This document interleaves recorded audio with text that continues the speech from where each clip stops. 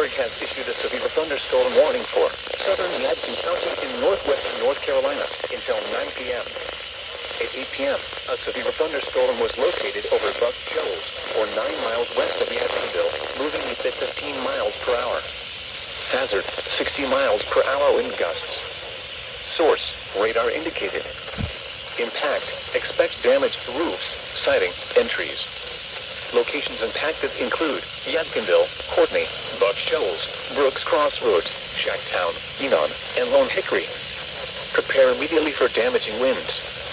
For your safety, move to an interior room on the lowest floor of a sturdy building. Stay away from windows. Torrential rainfall is occurring with this storm and may lead to flash flooding. Do not drive your vehicle through flooded roadways.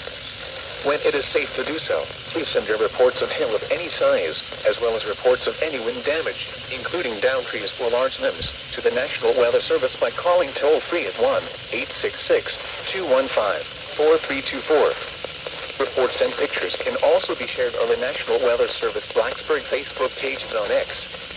Repeating, a severe thunderstorm warning has been issued until 9 p.m. for the following county: Yadkin, North Carolina,